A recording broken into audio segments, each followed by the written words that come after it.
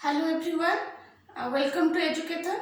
मैं हूँ सुब्रता और आज हम देखेंगे माइटोकॉन्ड्रिया के बारे में। तो ये रहा आपका माइटोकॉन्ड्रिया का स्ट्रक्चर। ये आपका एक ऑर्गेनल है, सेल ऑर्गेनल है। और माइटोकॉन्ड्रिया जो है इसको टर्म किए थे, मतलब माइटोकॉन्ड्रिया ये नेम जो है ये टर्म किए थे सी बेंडा। साइंटिस्ट का नाम सी बेंडा, सी यानी क्रिश्चियन बेंडा। ये आपका माइटोकॉन्ड्रिया नेम टर्म किए थे। फिर माइटोकॉन्ड्रिया जो है आपके सेल में एक बहुत ही इंपॉर्टेंट फंक्शन माइटोकॉन्ड्रिया का है, जो है एटीपी जेनरेशन। ये एटीपी क्या है? एटीपी आपका एनर्जी है। मतलब जो भी आपको एनर्जी चाहिए वो सारा जो स्टोर होके रहता है वो एटीपी के फॉर्म में रहता है। एटीपी का फुल फॉर्म है एडेनोसिन ट्राइफॉस्फेट। एडेनोसिन ट्राइफॉस्फेट है एटीपी का फुल फॉर्म। और इसको एटीपी को कहा जाता है energy currency of cells. Energy currency. तो ये जो एटीपी प्रोडक्शन यानी कि एनर्जी प्रोडक्शन जो होता है वो माइटोकॉन्ड्रिया में होता है, इसीलिए ये सेल का बहुत इंपॉर्टेंट ऑर्गेनल है। और ये आज माइटोकॉन्ड्रिया आपका एनर्जी प्रोड्यूस करता है, इसी वजह से माइटोकॉन्ड्रिया को powerhouse of the cell भी कहा जाता है। Powerhouse of the cell, ठीक है। तो माइटोकॉन्ड्रिया का टर्म कॉइन किए थे क्रिश्चियन बेंडा, और इसको powerhouse of the cell कहा जाता है क्योंकि ये एनर्जी प्रोड्यूस करता है। और एनर्जी किस फॉर्म में प्रोड्यूस करता है? एटीपी के फॉर्म में प्रोड्यूस करता है, इसलिए एटीपी को एनर्जी करेंसी भी कहा जाता है। तो इसका स्ट्रक्चर हम देखते हैं कि माइटोकॉन्ड्रिया का स्ट्रक्चरल क्या है, उसमें कौन से क्या क्या इन्वॉल्व है। तो अब तक हमने जो भी सेल ऑर्गेनल पढ़े हैं सब राइबोसोम को छोड़ के बाकी सारा डबल लेयर मेम्ब्रेन है। राइबोसोम जो है वो आपका नेकेड है, उसमें कोई भी मेम्ब्रेन बाउंड नहीं है। तो माइटोकॉन्ड्रिया भी double layer membrane bound organelle है।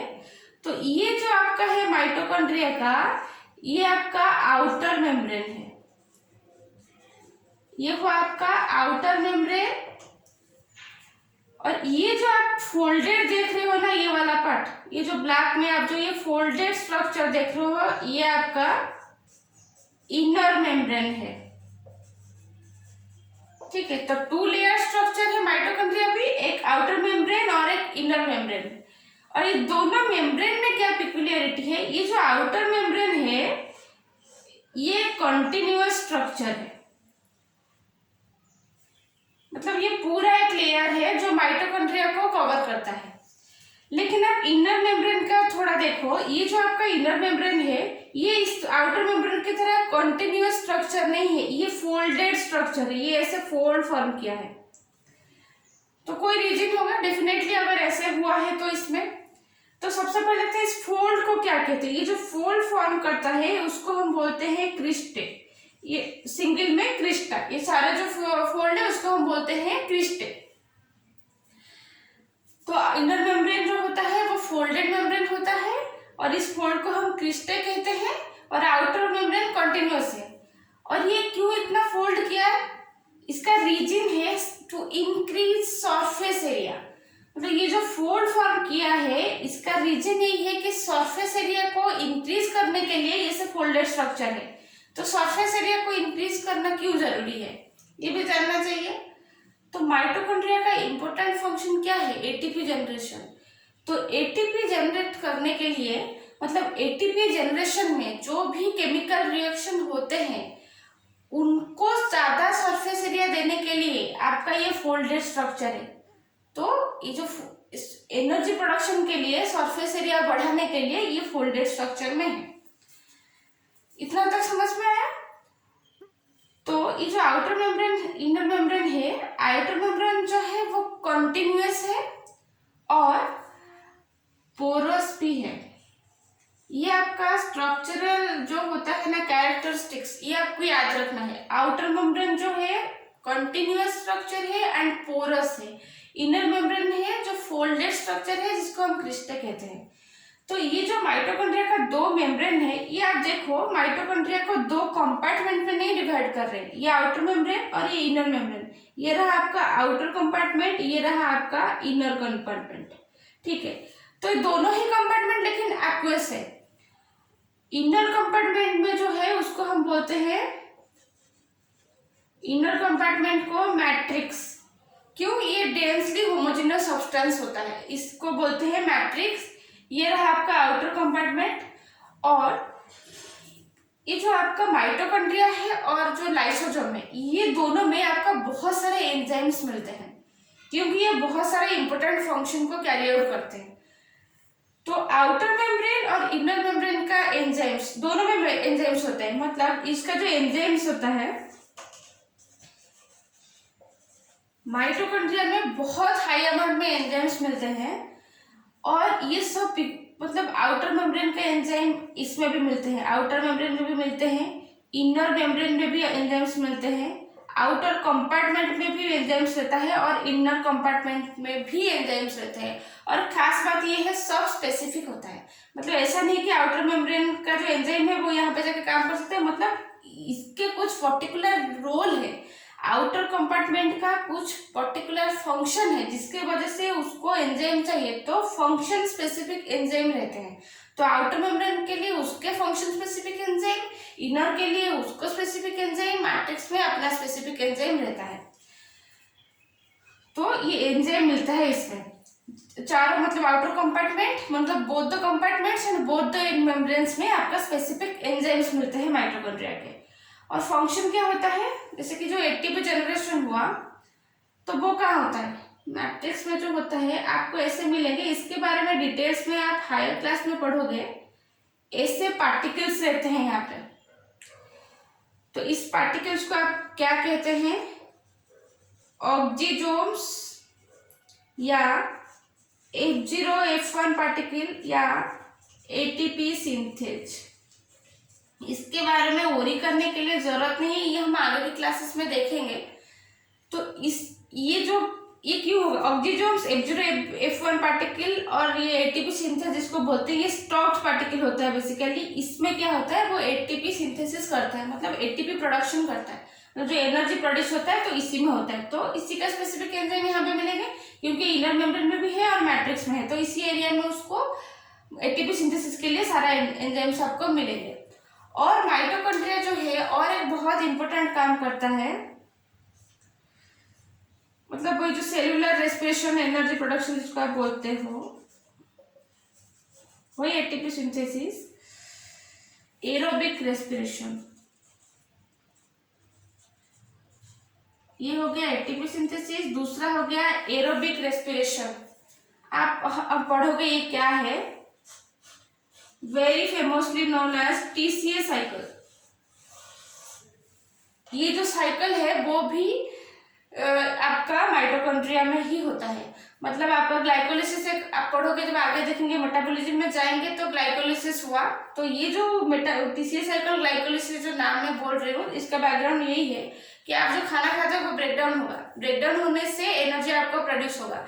तो वो डिफरेंट डिफरेंट में होता है, ऐसा नहीं कि हर जगह पे हर कुछ हो जाता है।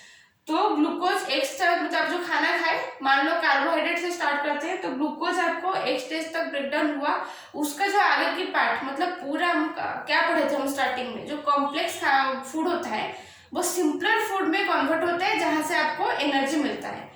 तो ये जो पूरा प्रोसेस है, मतलब टीसीए साइकिल में आपको फाइनल एनर्जी आपको जो मिलेगा, उसके बाद ईटीएस साइकिल भी एक आपको होता है, वो सारा माइटोकॉन्ड्रिया में होता है। तो एनर्जी प्रोडक्शन का जो स्टेप है, तो फाइनली मतलब स्टेप से लेके पूरा एटीपी सिंथेसिस होने तक यहाँ से मतलब माइटोकॉन्ड्रिया में वो चीज कैरी आउट होता है। तो टू बी वेरी स्पेसिफिक आप बोल सकते हो कि टीसीए साइकिल आपका माइटोकॉन्ड्रिया में होता है, इसके स्पेसिफिक एंजाइम्स आपको माइटोकॉन्ड्रिया में मिलते हैं, और एटीपी सिंथेसिस जो होता है, एटीपी जनरेशन जो होता है, उसके स्पेसिफिक एंजाइम्स भी आपको माइटोकॉन्ड्रिया में मिलते हैं। तो ये हो गया आपका माइटोकॉन्ड्रिया का स्ट्रक्चर के लिए, मतलब जो आपको याद रखने, मेम्ब्रेन्स, क्रिस्टे, क्योंकि एटीपी जनरेशन थोड़ा सा हायर क्लास का पार्ट है, अभी हम उसको डिस्कस नहीं करेंगे, कंफ्यूजन बढ़ेगा। तो ये आपका है मतलब हो गया inner membrane. Outer membrane function आप जनरल याद रखोगे कि एनर्जी प्रोडक्शन करता है माइटोकॉन्ड्रिया, इसलिए इसको powerhouse of the cell बोलते हैं। और एक माइटोकॉन्ड्रिया का जो पिक्यूलियरिटी है ये बहुत इंटरेस्टिंग है। हम जब सेल पढ़े थे न्यूक्लियस, जब न्यूक्लियस पढ़े थे तब हमने ये पढ़ा था कि न्यूक्लियस में आपका जेनेटिक मटेरियल रहता है, डीएनए रहता है। तो मतलब सेल के अंदर में आपका न्यूक्लियस है, न्यूक्लियस में आपका डीएनए रहा। माइटोकॉन्ड्रिया एक ऐसा ऑर्गेनेल है जिसके अंदर भी आपको डीएनए मिलता है। बाकी गॉल्जी वगैरह आप जो पढ़ोगे, ईआर पढ़ोगे, इसमें उसका ओन डीएनए नहीं होता है, वो सेल का ओन डीएनए न्यूक्लियस में होता है। लेकिन माइटोकॉन्ड्रिया एक ऐसा सेल ऑर्गेनेल है जिसके पास अपना ओन डीएनए है, फ्यू आरएनएस भी है और उसके पास अपना राइबोसोम्स भी है। राइबोसोम्स कौन से टाइप का हमने पढ़ा था? 2 70S राइबोसोम्स है उसके पास। ये आपको याद रखना है कि माइटोकॉन्ड्रिया एक ऐसा ऑर्गेनेल है जिसके पास अपना डीएनए है, आरएनए भी है और राइबोसोम्स भी है। तो क्या करेगा? राइबोसोम्स है मतलब क्या कर सकता है? वो खुद का प्रोटीन सिंथेसिस कर सकता है। तो up to some extent mitochondria अपने अंदर अपनी प्रोटीन को सिंथेसाइज कर सकता है।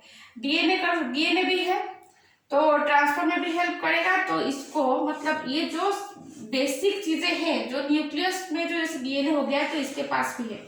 तो इसी रीजन से इसको सेमी ऑटोनोमस ऑर्गेनेल भी बोलते हैं।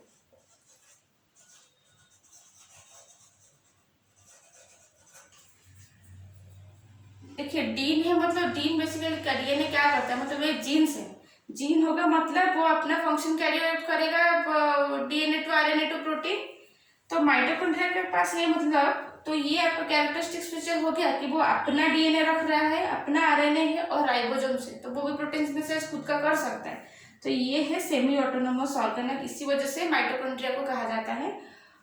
और एक दूसरा ऑर्गेनेल है जो भी सेम कैरेक्टरिस्टिक्स शो करता है जो कि एनिमल सेल्स में नहीं होता है, क्लोरोप्लास्ट। ये 2 ऑर्गेनेल को आपको याद रखना है।